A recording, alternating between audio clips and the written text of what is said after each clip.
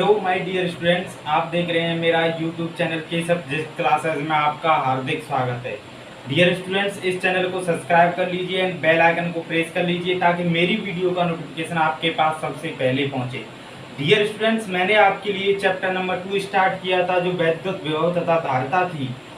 इसकी कुछ टॉपिक्स मैंने करा दिए हैं और अगला टॉपिक्स आता है आपका पृथ्वी विभव के निर्देश के रूप में कि पृथ्वी का उपयोग विभव निर्देश के रूप में किस प्रकार से किया जाता है। डियर स्टूडेंट्स, इस टॉपिक को पढ़ाने से पहले मैं आपसे कुछ बातें करता हूं। तो डियर स्टूडेंट्स, हमने जो अपने मन में जो सपना रखा है किसी टारगेट को प्राप्त करने का, वो सपना नहीं टूटना चाहिए, उस सपने को पूरा करना चाहिए। इसलिए आपने सुना होगा कि कहा है कि सामने हो मंजिल तो रास्ते न मोड़ना, कि सामने हो मंजिल तो रास्ते न मोड़ना, जो भी मन में है वो सपना न तोड़ना। सामने हो मंजिल तो रास्ते न मोड़ना, जो भी मन में हो वो सपना मत तोड़ना। कदम कदम पर मिलेगी मुश्किल आपको, कदम कदम पर मिलेगी मुश्किल आपको, बस सितारे चुनने के लिए जमीन मत छोड़ना। इसलिए डियर स्टूडेंट्स, हमें अपने सपने को पूरा करने के लिए हमें जमीन नहीं छोड़नी चाहिए, अर्थात हमें कड़ी से कड़ी मेहनत करनी चाहिए। तो डियर स्टूडेंट्स, इस चैनल को जरूर सब्सक्राइब कीजिए क्योंकि इस चैनल से यह चैनल आपके लिए दिलवाने वाला है 95% प्लस मार्क्स। तो डियर स्टूडेंट्स, इस चैनल को सब्सक्राइब कर लीजिए, बेल आइकन को प्रेस कर लीजिए ताकि मेरी वीडियो का नोटिफिकेशन आपके पास सबसे पहले पहुंचे। तो डियर स्टूडेंट्स, क्या था कि पृथ्वी विभव के निर्देश के रूप में कि हम जानते हैं कि दो बिंदुओं के बीच वैद्युत विभवांतर जो होता है, दो बिंदुओं के बीच वैद्युत विभवांतर जो होता है वो परम विभव से ज्यादा महत्वपूर्ण होता है। दो बिंदुओं के बीच वैद्युत विभवांतर जो होता है परम वैद्युत विभव से अधिक महत्वपूर्ण होता है, क्योंकि परम वैद्युत विभव को हम कब प्राप्त कर सकते हैं, जब किसी अन्य बिंदु पर विभव को क्या माना जाए, शून्य माना जाए, तब हम परम वैद्युत विभव को परम वैद्युत विभव ज्ञात कर सकते हैं। हमने वैद्युत विभव की डेफिनेशन में अनंत दूरी पर विभव को शून्य माना है। अर्थात क्या है, विभव की परिभाषा में अनंत दूरी पर स्थित आवेश मतलब बिंदु पर विभव को शून्य माना गया है। अर्थात शून्य विभव के लिए अनंत को ही निर्देश बिंदु माना गया है। हम किसी अन्य बिंदु को भी निर्देश बिंदु मान सकते हैं। क्या मान सकते हैं? निर्देश बिंदु मान सकते हैं। तो बिंदु शून्य के लिए निर्देश बिंदु माना जा सकता है। अनेक उद्देश्यों के लिए पृथ्वी को निर्देश बिंदु माना गया। इसका कारण क्या है कि पृथ्वी एक बहुत बड़ा सुचालक है। इसका कारण क्या है कि पृथ्वी जो है एक बहुत बड़ा सुचालक है। यदि हम क्या है, एक बहुत बड़ा सुचालक है, इतना बड़ा है कि पृथ्वी एक बहुत बड़ा सुचालक है। इसका आकार इतना बड़ा है कि इससे यदि हम कोई आवेश लें या किसी आवेश दें, इस पर कोई प्रभाव नहीं पड़ता है, इसके विभव पर कोई प्रभाव नहीं पड़ता है, इसका विभव वही रहता है। इसकी तुलना हम समुद्र से कर सकते हैं। जिस प्रकार से वाष्पीकरण होने पर जल में कमी तथा वर्षा होने पर जल में वृद्धि होने पर भी समुद्र में जो पानी का बहाव है वो अपरिवर्तित रहता है, मतलब उस पर अप्रभावित रहता है, कोई प्रभाव ही नहीं पड़ता है समुद्र पर। इस प्रकार से हम पृथ्वी को भी मान सकते हैं। जब पृथ्वी को शून्य विभव के लिए निर्देश माना जाता है तो वस्तु को तब धनावेशित कहा जाता है जब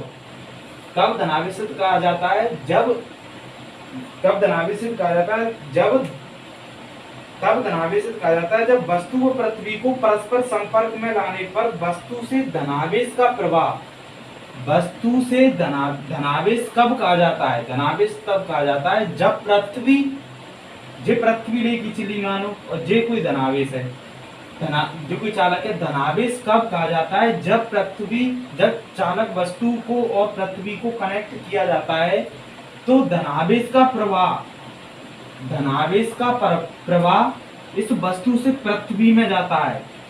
बेसिक रूप से कह सकते हैं कि हम कि इलेक्ट्रॉन का प्रवाह पृथ्वी से वस्तु में आता है, तब वस्तु को धनावेशित कहा जा सकता है। इसी प्रकार से किसी वस्तु को ऋणावेशित कब कहा जाता है? जब धनावेश का प्रवाह वस्तु से पृथ्वी में जाता है। धनावेश का प्रवाह वस्तु से पृथ्वी में जाता है, या बेसिक रूप से हम कह सकते हैं कि इलेक्ट्रॉन का प्रवाह वस्तु से पृथ्वी में जाता है। सॉरी डियर स्टूडेंट्स, यहाँ पर मैंने आपको बताया है कि कोई वस्तु ऋणावेशित कब होती है, कि जब कोई वस्तु ऋणावेशित कब होती है? जब या तो धनावेश का प्रवाह पृथ्वी से वस्तु में जाता है, मतलब धनावेश या तो पृथ्वी से वस्तु में जाए तो ऋणावेशित कहलाएगी, या बेसिक रूप से हम कह सकते हैं कि इलेक्ट्रॉन का प्रवाह वस्तु से पृथ्वी में आए तब वस्तु ऋणात्मक होगी, ऋणावेशित होगी या ऋण विभव पर होगी। तो अथवा वास्तव में इलेक्ट्रॉनों का प्रवाह वस्तु से पृथ्वी में होता है। दोनों ही स्थितियों में इलेक्ट्रॉन का प्रवाह तब तक होता रहता है जब तक कि वस्तु का विभव और पृथ्वी का विभव समान ना हो जाए। जब दोनों का विभव समान हो जाएगा तो इनमें इलेक्ट्रॉन का प्रवाह रुक जाएगा। पृथ्वी के विभव के बराबर न हो जाए, इसका विभव मतलब वस्तु का विभव पृथ्वी के विभव तक न हो जाए, तब तक इसमें इलेक्ट्रॉनों का प्रवाह होगा। पृथ्वी के विभव अर्थात शून्य के बराबर न हो जाए। क्योंकि इस प्रकार किसी चालक को पृथ्वी से संबंधित कराने पर उसका विभव क्या हो जाता है? शून्य हो जाता है। तो ये हमारा क्या था? पृथ्वी विभव का निर्देश के रूप में प्रयोग था। इसका निर्देश के रूप में प्रयोग कैसे करते हैं? डियर स्टूडेंट्स, यदि आपको 95% प्लस मार्क्स लेके आने फिजिक्स में, तो इसे के कॉन्सेप्ट को अच्छे तरीके से समझ लीजिए। जिस तरीके से मैं आपको कॉन्सेप्ट कराता हूँ उस तरीके से आपको यदि आप कोई भी चीज रटते हैं तो आप बहुत पछताओगे, क्योंकि रटने वाली चीज याद नहीं रहती है, वो हमेशा 1-2 दिन याद रहती है और भूल जाते हैं। हमें किसी भी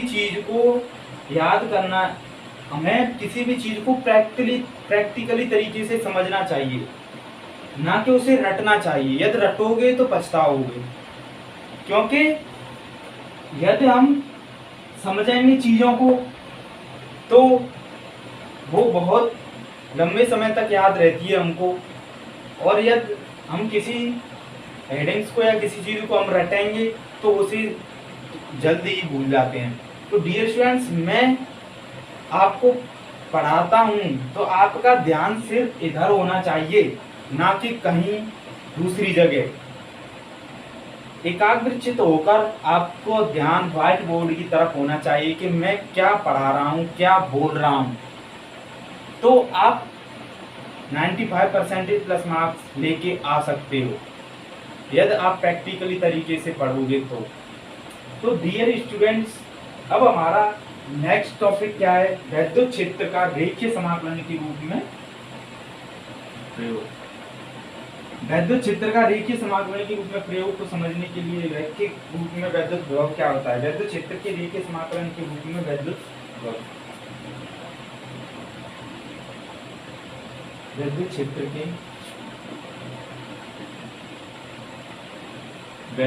क्षेत्र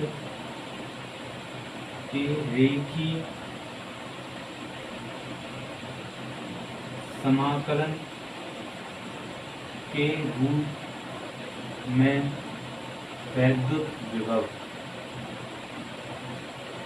तो डियर स्टूडेंट्स, इसका जो डेरिवेशन है वो हम कराएंगे। इसका डेरिवेशन कराने के लिए हम एक फिगर की आवश्यकता होती है, एक आकृति की आवश्यकता होती है।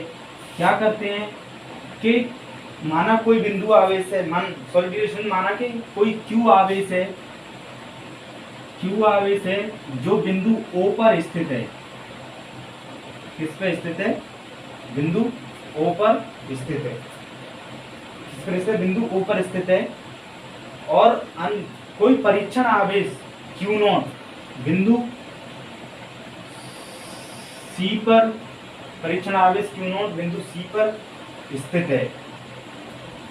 Q0 रखा है। आवेश Q के कारण परीक्षण आवेश Q0 पर एक बल लगेगा F वेक्टर।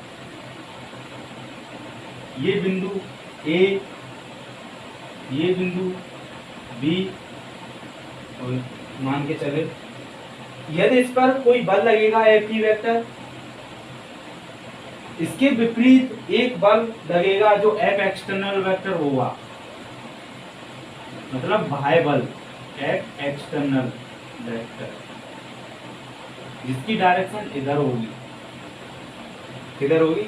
इसके जस्ट विपरीत। तो डियर स्टूडेंट्स, क्या करते हैं कि यहाँ ई वेक्टर होगा जो इस ये प्लस के परीक्षण आवेश क्यू प्लस की क्यू है, तो इससे बाहर की ओर इसकी विद्युत क्षेत्र की डायरेक्शन हो जाएगी। तो डियर स्टूडेंट्स, परीक्षण आवेश Q0 C पर रखा है।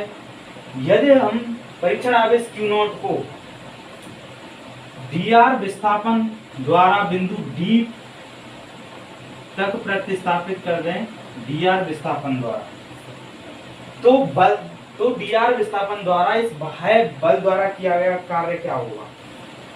बाह्य बल द्वारा dr विस्थापन में, dr विस्थापन में बाह्य बल द्वारा किया गया कार्य,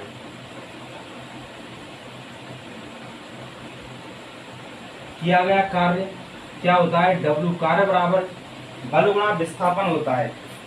क्या होता है? बल गुणा विस्थापन।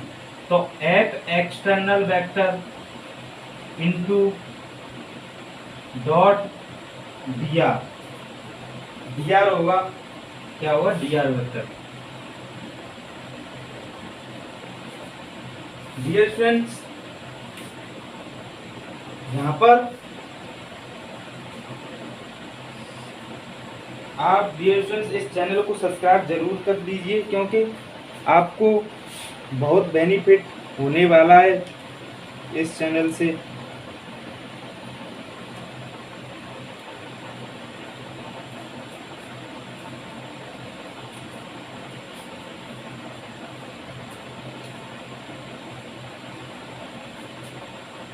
तो डियर स्टूडेंट्स, इस चैनल को सब्सक्राइब कर लीजिए एंड बेल आइकन को प्रेस कर लीजिए, ताकि मेरी वीडियो का नोटिफिकेशन आपके पास सबसे पहले पहुंचे। डियर स्टूडेंट्स, मैं आपके लिए जो डेरिवेशन कराता हूं, उन डेरिवेशनों को अच्छे तरीके से क्लियर करना है आपको। अगर आप उन डेरिवेशनों को अच्छे तरीके से क्लियर नहीं करोगे तो आपको बेनिफिट नहीं होगा। हमें पता है डियर स्टूडेंट्स, हमें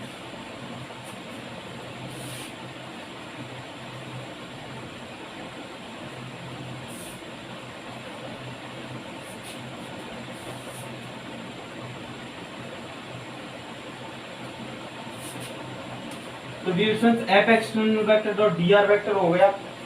तो क्या करते हैं, ये हो गया। तो यहाँ से जो F एक्सटर्नल वेक्टर होगा, उसकी वैल्यू माइनस की Q0 वेक्टर होगी। तो dw इक्वल टू माइनस के Q0 ई वेक्टर डॉट dr डॉट क्या हो जाएगी? dr vector. अब हम क्या करते हैं, माइनस Q0 ई वेक्टर डॉट dr वेक्टर हो जाएगी। अब आवेश Q0 को विद्युत क्षेत्र के बिंदु A से, आवेश Q0 को विद्युत क्षेत्र के बिंदु A से B तक विस्थापित करने में वैद्युत बल द्वारा किया गया कार्य क्या हुआ? वैद्युत बल द्वारा किया गया टोटल कार्य W इक्वल टू क्या हुआ? W इक्वल टू यहां से ये दूरी r1 है a तक, और यहां से ये दूरी r2 है b तक। तो डियर स्टूडेंट्स, समाकलन r1 से r2 क्या है, r1 से r2, r1 वेक्टर से r2 वेक्टर, और माइनस के Q naught E vector dot D R vector, ये हो जाएगा। तो W equal to minus Q naught बाहर आ जाएगा, समाकलन r1 वेक्टर से r2 vector E vector dot D R vector हो जाएगा। यहाँ से इस समीकरण dw था जो dw इक्वल टू माइनस की क्यू नॉट r1 वेक्टर से r2 वेक्टर, इससे समीकरण कितने दे देंगे, एक, समीकरण एक दे लीजिए। अब स्थितिज ऊर्जा की परिभाषा से मैंने आपको पढ़ाया था कि स्थितिज ऊर्जा की परिभाषा से आवेश क्यू नॉट की स्थित वैद्युत स्थिति ऊर्जा में होने वाला परिवर्तन यूबी माइनस के UA equal to W A B होता है, या डब्ल्यू होता है। ओके, ये था कहता डब्ल्यू ए बी।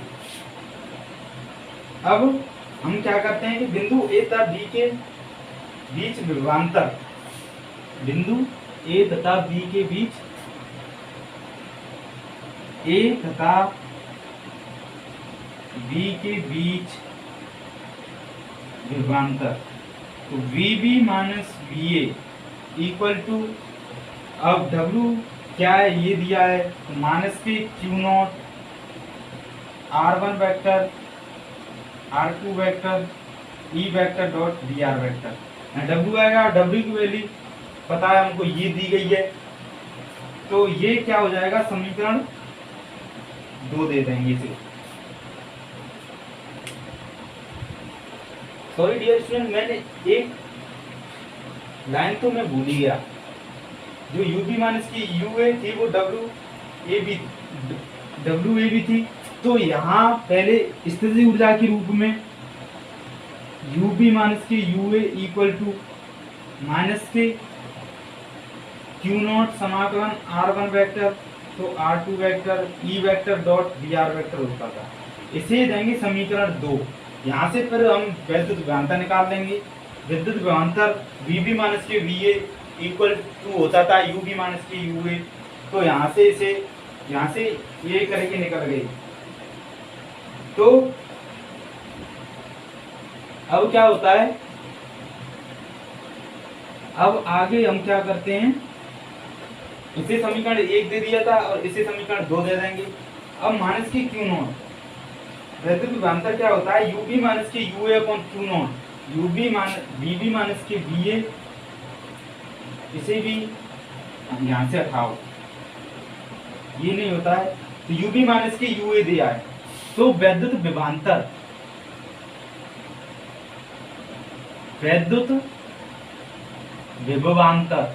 क्या होता है, VB माइनस के VA equal to UB minus के UA अपॉन क्यू नॉट होता है। तो डियर स्टूडेंट्स, ये होता है, इसकी वैल्यू हम समीकरण 2 से UB माइनस की UA की वैल्यू समीकरण 2 से रख देंगे। तो VB माइनस के VA इक्वल टू माइनस के क्यू नॉट समाकलन R1 वेक्टर से R2 vector E vector dot D R vector हो जाएगा। तो डियर स्टूडेंट्स, अपॉन ये क्यू नॉट है, क्यू नॉट से क्यू नॉट कैंसिल हो जाएगा, तो यहाँ से VB minus VA equal to VB minus के VA equal to minus R1 vector से R2 vector E vector dot D R vector हो जाएगा। क्या हो जाएगा, E vector dot D R vector हो जाएगा।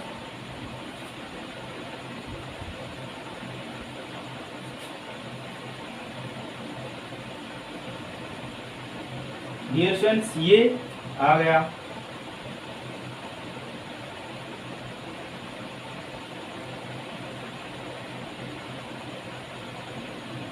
VB माइनस के VA इक्वल टू, मतलब वैद्युत क्षेत्र में स्थित दो बिंदुओं के बीच वैद्युत विभवांतर वैद्युत क्षेत्र के रेखीय समाकलन के ऋणात्मक मान के बराबर होता है। रेखीय समाकलन के ऋणात्मक मान के बराबर होता है। वैद्युत क्षेत्र में स्थित दो बिंदुओं के बीच विभवांतर केवल उन बिंदुओं की स्थिति पर निर्भर करता है, ना कि उस मार्ग पर निर्भर करता है जिससे हम Q0 आवेश को ले जाते हैं। उसके मार्ग पर निर्भर नहीं करता है, बस उसकी स्थिति पर निर्भर करता है। एक बिंदु से दूसरे बिंदु तक ले जाया जाता है। यदि बिंदु A अनंत पर स्थित है, क्या मानते हैं, यदि बिंदु A, ये जो बिंदु A है, यदि इसे हम अनंत पर पहुंचा दें तो VA इक्वल टू V अनंत इक्वल टू 0 हो जाएगा। तो VB बचेगा यहाँ, ये तो 0 हो जाएगा, इक्वल टू यहाँ R1 अनंत हो जाएगा, क्योंकि जो स्थिति कहाँ पहुंच जाएगी, अनंत पे। तो माइनस के अनंत R2 vector E vector dot dr vector हो जाएगा। तो यहाँ से ये हमें प्राप्त हो जाएगा। तो हमें यहाँ से क्या पता थी कि जो होता है, मतलब वैद्युत विभवांतर जो होता है वो रेखीय समाकलन का ऋणात्मक मान होता है। वैसे ये इतना इम्पोर्टेंट नहीं है, आने लायक क्वेश्चन नहीं है, पर फिर भी आगे के क्वेश्चनों के लिए हमें इसे समझना चाहिए। पर मैं आपको ये मौका नहीं दूंगा कि आपने कुछ कराया नहीं, मैं आपको सब कुछ करा रहा हूँ।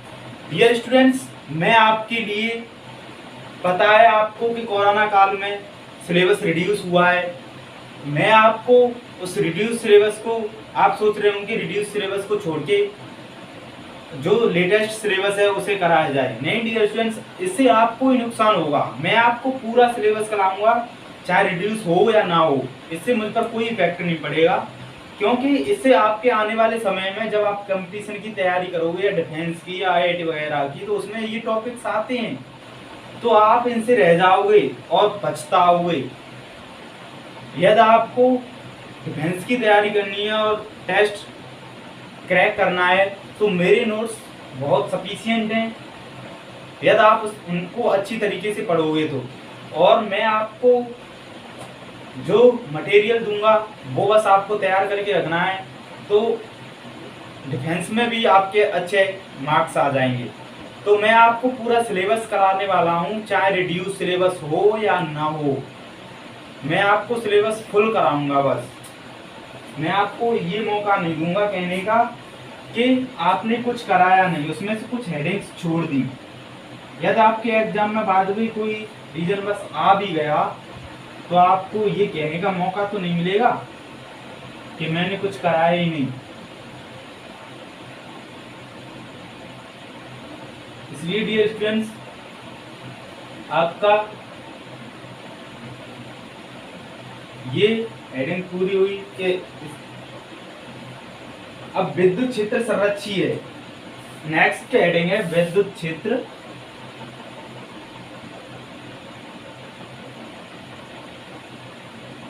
संरक्षी है। संरक्षी विद्युत क्षेत्र कैसा होता है? तो डियर स्टूडेंट, पहले मैं देख लेता हूँ कितने मिनट की वीडियो हो चुकी है। 23 मिनट की हो चुकी है।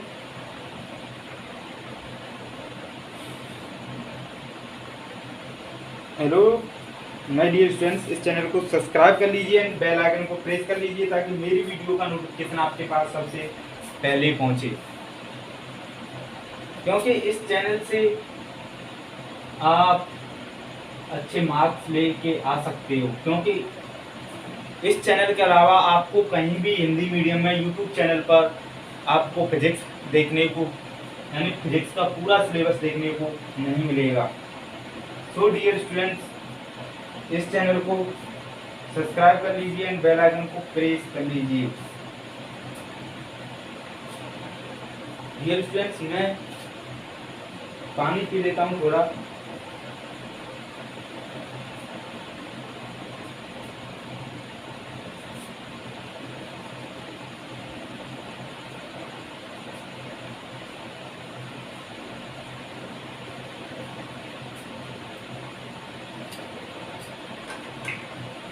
आप डियर स्टूडेंट्स आप इसे अपनी फेयर कॉपी में अच्छे तरीके से करके रखना है आपको।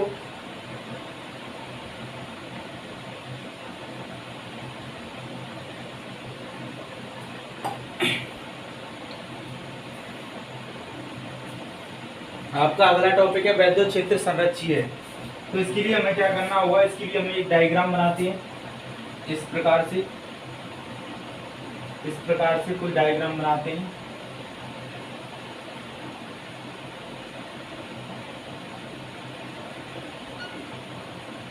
इस प्रकार से कोई डायग्राम बनाते हैं, जैसे ए बी सी डी ए लेते हैं, इस पर कोई पॉइंट लेते हैं पी,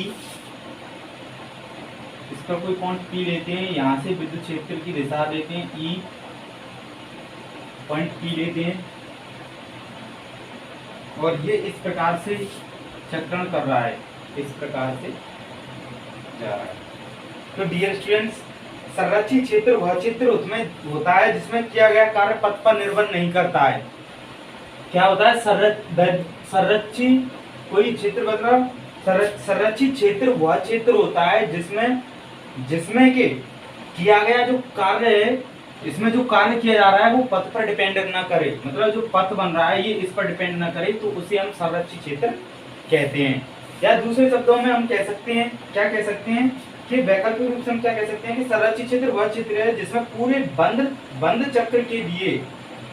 चक्र में कृत कार्य शून्य हो, अथवा उसमें जो गतिज ऊर्जा होती है वो अपरिवर्तित, मतलब जो गतिज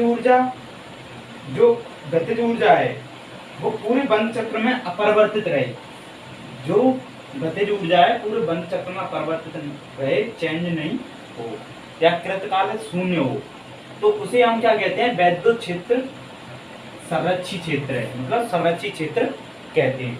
तो इसके लिए हम क्या करते हैं कि माना वैद्युत क्षेत्र में एक बंद वक्र बनाते हैं ए बी सी डी ए। इस बंद वक्र में प्रारंभिक बिंदु और अंतिम बिंदु ए सेम होता है। तो माना वैद्युत क्षेत्र में एक बंद वक्र बनाते हैं ए बी सी डी ए, चक्र में प्रारंभिक व अंतिम जो बिंदु होता है वो एक ही होता है, अतः आवेश Q को ए बी सी डी ए में ले जाने में जो कृत कार्य होगा वो क्या होगा?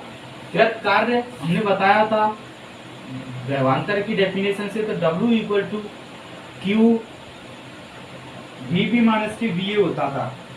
क्या होता था? VB माइनस के VA। तो A से लेके जा रहे हैं और A पर ही आ रहा है, तो VA यहाँ से हो जाएगा VA माइनस के VA, तो VA कैंसिल हो गया, 0 बचा, तो इसका कृत कार्य कितना हो गया? शून्य। शून्य कैसे आया? क्योंकि वैद्युत विभवांतर हम कहाँ निकाल रहे हैं? A से चल के A पर ही निकाल रहे हैं, तो VA माइनस के VA हो जाएगा, VA से VA कैंसिल हो जाएगा, तो Q into 0 into equal to 0 हो जाएगा। तो क्या हो गया? हमारा कार्य कितना निकल के आया? शून्य। यदि किसी बिंदु P पर वैद्युत क्षेत्र की तीव्रता ये दी गई है E, तीव्रता E वेक्टर तथा आवेश के कण का एक बिंदु पर पथ के अनुदिश लघु विस्थापन कितना हो? dr हो। यहाँ से लघु विस्थापन लेते हैं, कितना हो? dr। लघु विस्थापन कितना हो? dr हो, dr वेक्टर हो, तो dr वेक्टर हो तो वैद्युत बल F वेक्टर, तो वैद्युत बल F vector equal to Q E vector, क्या? क्यू ई वेक्टर द्वारा dr विस्थापन में किया गया कार्य, द्वारा dr वेक्टर विस्थापन में किया गया कार्य dw इक्वल टू क्या होगा? dw इक्वल टू बल गुणा विस्थापन होता है, F vector dot dr vector हो जाएगा, ये हो जाएगा। तो यहाँ से F वेक्टर की वैल्यू दी गई है QE, तो dw equal to QE vector dot dr vector हो जाएगा ये। अब बंद पथ ABCDA के लिए कुल कार्य अभी निकाला था 0 होता है, तो बंद पथ के लिए कुल कार्य 0, तो W इक्वल टू समाकलन क्या हो जाएगा? ABCD A B C D, A B C D और ए बी सी डी ए। यहाँ से क्या हो जाएगा, Q E vector dot D R vector, Q E vector dot D R vector हो जाएगा, जो किसके बराबर होगा, 0 के बराबर होगा, हमने अभी निकाला था। तो यहाँ से ये बंद वक्र के लिए है, तो यहाँ से ये क्या हो जाएगा, 0 समीकरण क्यू, अब ये क्यू है, क्यू बाहर आ जाएगा तो क्यू 0 में पहुंच जाएगा, बाहर करके इसे 0 में पहुंचा देंगे क्यू को, तो यहाँ बचेगा समाकलन E vector dot D R vector equal to 0। इसे समीकरण 1 दे देंगे। तो डियर स्टूडेंट्स, अच्छे तरीके से देखना कि वैद्युत क्षेत्र संरक्षित होता है कि नहीं। शायद देखता हूँ एनसीईआरटी को उसमें है कि नहीं, वैसे तो मुझे लगता है कि इसमें मुश्किल दिया हुआ।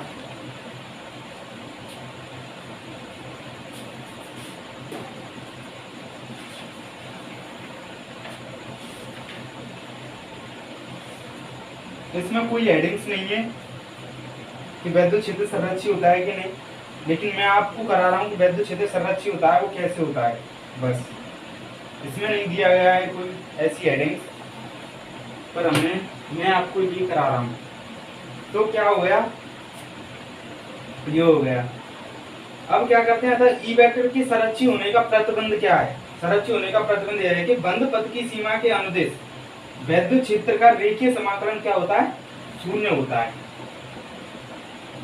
क्या होता है, 0। तो समीकरण 1 से यहाँ ए बी सी डी ए, तो समीकरण 1 से क्या करेंगे, ए बी सी, ये जो है ए बी सी, तो इसका टोटल जो होगा, इसका टोटल ही तो है 0, तो इसका इसे और ये जोड़ के 0 है, ए बी सी और सी डी ए इनको जोड़ के 0 है। तो समाकलन A B C E vector dot D R vector plus समाकलन C D A equal to 0 है, ठीक है। E vector dot D R vector. अब क्या करते हैं, अब इसे पक्षांतरण कर देते हैं, इसे इधर पहुंचा देंगे। तो समाकलन A B C E vector dot D R vector equal to minus के समाकलन E vector dot D R vector C D A. तो डियर स्टूडेंट्स, यहां से यदि हम इसका रास्ता चेंज करें, जिस सी डी ए है, सी डी ए इधर से इधर, यदि हम इसकी डायरेक्शन को उलट दें तो ये माइनस का चिन्ह हो जाएगा, वो प्लस का हो जाएगा। तो यहाँ ये क्या हो जाएगा, A B C E vector dot D R vector equal to समाकलन सी डी ए इधर आ रहा है, इसकी यदि हम इसको उलट दें, पहली साइड में इसकी डायरेक्शन चेंज कर दें तो इसका चिन्ह भी चेंज हो जाएगा, तो माइनस प्लस हो जाएगा। तो A B C E vector dot D R vector हो जाएगा। तो डियर स्टूडेंट्स, इससे अभिप्राय है कि दिए गए प्रारंभिक व अंतिम बिंदुओं के बीच के दोनों पथों, एक पथ ये, एक पथ ये, दोनों पथों ए बी सी तथा A D C, A B सी तथा ए डी सी के अनुदिश रेखीय समाकलन है, जो रेखीय समाकलन है जो समान है, मतलब समाकलन समान है, अर्थात दिए गए पथ पर निर्भर नहीं कर रहे हैं। बिंदुओं के बीच वैद्युत क्षेत्र का रेखीय समाकलन समान है, अर्थात ये दोनों इस पथ पर निर्भर नहीं कर रहे हैं कि किधर चालू हो रहा है, किधर, दोनों समान हो रहे हैं तथा पथ पर निर्भर नहीं कर रहे हैं। इससे हम कह सकते हैं, मैंने शुरुआत में आपको इसकी जो डेफिनेशन बताई थी, क्या कहता है वह संरचित क्षेत्र वह क्षेत्र होता है जिसका कृत कार्य शून्य होता है या वो कार्य किस पथ पर निर्भर नहीं करे। तो ये कार्य इस पथ पर निर्भर नहीं कर रहा है क्योंकि इसका रेखीय समाकलन इक्वल है, इधर से जाने पर और इधर से जाने पर रेखीय समाकलन इक्वल है। इसी कारण से हम कह सकते हैं कि वैद्युत क्षेत्र कैसा है, संरक्षित है। तो thank you all my dear students, इस वीडियो को यही समाप्त करते हुए और नेक्स्ट टॉपिक आपका अगली वीडियो में लेके आते हैं, बिंदु आवेश के कारण किसी बिंदु पर वैद्युत क्षेत्र नहीं वैद्युत विभव, सॉरी डियर स्टूडेंट, बिंदु आवेश के कारण किसी बिंदु पर वैद्युत विभव हम नेक्स्ट वीडियो में कराने वाले हैं, क्योंकि ये वीडियो फिर ज़्यादा लंबी हो जाएगी जिसके कारण अपलोड करने में वीडियो को प्रॉब्लम होती है। तो डियर स्टूडेंट्स, बस आपकी वीडियो का समापन यहीं करते हुए thank you all my dear students. Dear students, मैं आपसे एक और बात कहना चाहूँगा, आप सच बता रहा हूँ कि इस कोरोना काल ने शिक्षा के क्षेत्र में इतनी प्रॉब्लम क्रिएट कर दी है कि बच्चे जो हैं वो पढ़ने के लिए उत्सुक ही नहीं हो पा रहे हैं। इसका माहौल, पढ़ाई का माहौल इतना खराब कर दिया है इस कोरोना ने कि बच्चे पढ़ ही नहीं रहे हैं, घर पर मजे मार रहे हैं, ऐश कर रहे हैं। अरे भाई, कुछ नहीं हो रहा है ऐश करने से, वो तो जॉब लगने के बाद भी कर सकते हैं, लेकिन इस टाइम आपको मेहनत करने की ज़रूरत है। इस टाइम पढ़ लोगे, मेहनत कर लोगे तो आगे सुकून से रह पाओगे। तो डियर स्टूडेंट्स, मेरा कहना यही है कि आपको अच्छे मार्क्स लाने के लिए मेहनत कीजिए और मैं आपको शेड्यूल बता दूंगा कि कैसे आपको फिजिक्स पढ़नी है, कैसे नहीं पढ़नी है। न्यूमेरिकल्स मैं आपको अवेलेबल करा ही रहा हूँ एनसीईआरटी कोर्स के, और अगर इससे ज़्यादा न्यूमेरिकल चाहिए तो कमेंट बॉक्स में कमेंट कर दीजिए। और एग्ज़ाम से पहले मैं इतने न्यूमेरिकल्स दे दूंगा, जैसे ही मेरा सिलेबस ख़त्म होता है मैं तुरंत और न्यूमेरिकल्स दे दूंगा। आप न्यूमेरिकल्स करते करते थक जाओगे, इतना न्यूमेरिकल्स आपको प्रोवाइड करा दूंगा। Thank you all my dear students.